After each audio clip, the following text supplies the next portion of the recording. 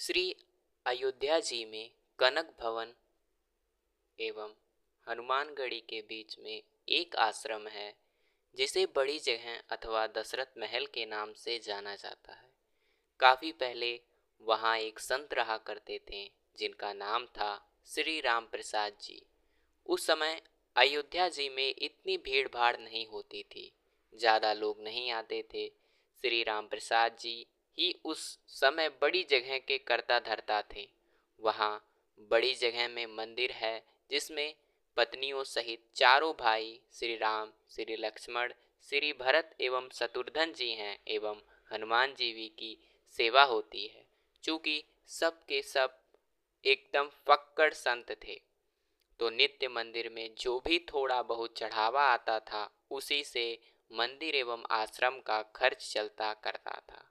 प्रतिदिन मंदिर में आने वाला सारा चढ़ावा एक बनिए को जाता था जिसका नाम पलटू बनिया था।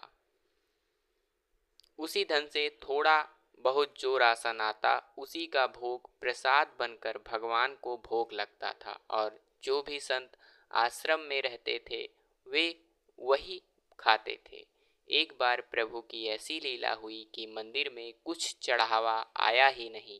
अब इन साधुओं के पास कुछ नहीं था तो क्या किया जाए, कोई उपाय ना देखकर श्री राम प्रसाद जी ने दो साधुओं को पलटू बनिया के पास भेज के कहलवाया कि भैया आज तो कुछ चढ़ावा नहीं आया है, अतः थोड़ा सा राधन उधार दे दो, कम से कम भगवान को तो भोग लग ही जाए।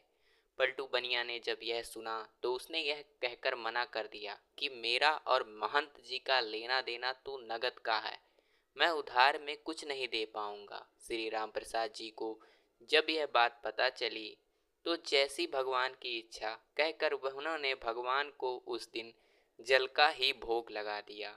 सारे साधु भी जल पीकर रह गए। प्रभु की ऐसी परीक्षा थी कि रात्रि में भी जल का ही भोग लगा और सारे साधु भी जल पीकर ही भूखे सो गए। वहाँ मंदिर में नियम था कि शयन कराते समय भगवान को एक बड़ा पीताम्बर ओढ़ाया जाता था तथा शयन आरती के बाद भी रामप्रसाद जी नित्य करीब 1 घंटा बैठकर भगवान को भजन सुनाते थे। पूरे दिन के भूखे रामप्रसाद जी बैठे भजन गाते रहे और नियम पूरा करके सोने चले गए। धीरे धीरे करके रात बीतने लगी। करीब आधी रात को पलटू बनिए के घर का दरवाजा किसी ने खटखटाया। वो बनिया घबरा गया कि इतनी रात को कौन आ गया। जब आवाज़ सुनी तो पता चला कि बच्चे दरवाजे पर शोर मचा रहे हैं। अरे पलटू, पलटू सेठ, अरे दरवाज़ा खोलो। उसने हड़बड़ाकर खींचते हुए दरवाज़ा खोला। सोचा कि ये बच्चे शरारत कर रहे होंगे, अभी इनकी अच्छे से डांट लगाता हूँ।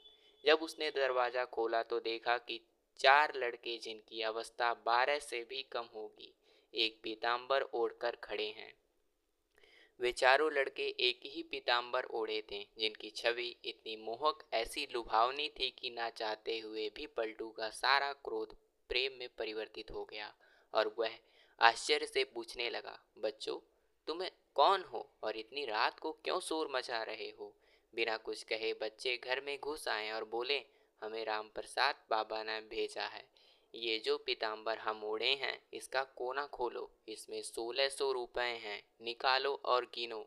ये वो समय था जब आना और पैसा चलता था। इसका कोना खोला, इसमें 1600 रुपये हैं, निकालो और गिनो। ये सब उस लीला भगवान की थी।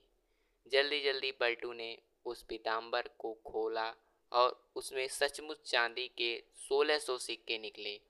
प्रश्न भरी दृष्टि से पलटू बनिया उन बच्चों को देखने लगा। तब बच्चों ने कहा, इन पैसों का राशन कल सुबह आश्रम भिजवा देना। अब पलटू बनिया को थोड़ी शर्म आई। हाय, आज मैंने राशन नहीं दिया, लगता है महंत जी नाराज हो गए, इसीलिए रात में ही इतने सारे पैसे भिजवा दिए।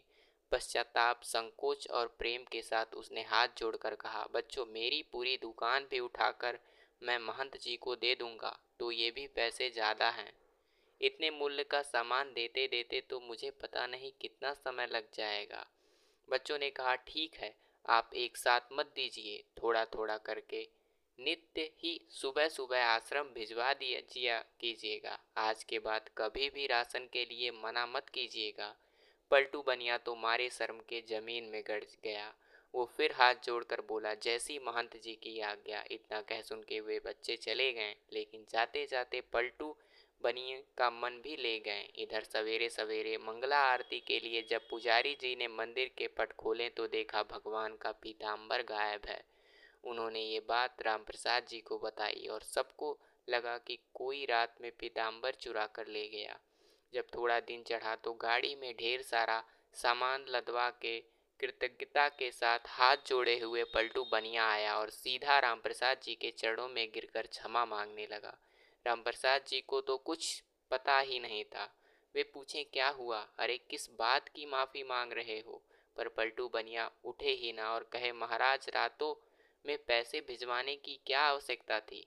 मैं कान पकड़ता हूँ, आज के बाद कभी राशन के लिए मना नहीं करूँगा। और ये रहा आपका पीताम्बर। वो बच्चे मेरे यहाँ ही छोड़ गए थे, बड़े प्यारे बच्चे थे। इतनी रात को बेचारे पैसे लेकर भी आ गए। आप बुरा ना माने तो मैं एक बार उन बालकों को फिर से देखना चाहता हूँ।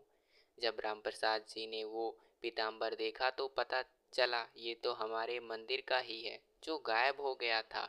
अब वो पूछे कि ये तुम्हारे पास कैसे आया? तब उस बनिया ने रात वाली पूरी घटना सुनाई। अब वो रामप्रसाद जी भागे जल्दी से और सीधा मंदिर जाकर भगवान के पैरों पकड़कर रोने लगे। हे भक्त वत्सल, मेरे कारण आपको आधी रात में इतना कष्ट उठाना पड़ा, और कष्ट उठाया सो उठाया। मैंने जीवन भर आपकी सेवा की, मुझे तो दर्शन ना हुआ, और इस बनिए को आधी रात में दर्शन देने पहुंच गए। जब पलटू बनियों को पूरी बात पता चली तो उसका हृदय भी धक से होकर रह गया कि जिन्हें मैं साधारण बालक समझ बैठा वो तो त्रिभुवन के नाथ थे। अरे मैं तो चरण भी ना छू पाया। अब तो वे दोनों ही लोग बैठकर रोएं। इसके बाद कभी भी आश्रम में राशन की कमी नहीं हुई। आज तक वहाँ संत सेवा होती आ रही है। इस घटना के बाद ही पलटू बनिया को तो वैराग्य हो गया, और यह पलटू बनिया ही बाद में श्री पलटू दास जी के नाम से विख्यात हुआ। श्री राम प्रसाद जी की व्याकुलता उस दिन हर क्षण के साथ बढ़ती ही जाए, और रात में शयन के समय जब वे भजन गाने बैठे तो मूर्छित होकर गिर गए। संसार के लिए वे तो मूर्छित थे, किंतु मूर्छावस्था में ही उन्हों पत्नियां सहित चारों भाइयों का दर्शन हुआ, और उसी दर्शन में श्री जानकी जी ने उनके आंसू पोंछे तथा अपनी उंगली से इनके माथे पर बिंदी लगाई, जिसे फिर सदैव उन्होंने अपने मस्तक पर धारण करके रखा। उसी के बाद से इनके आश्रम में बिंदी वाले तिलक का प्रचलन हुआ।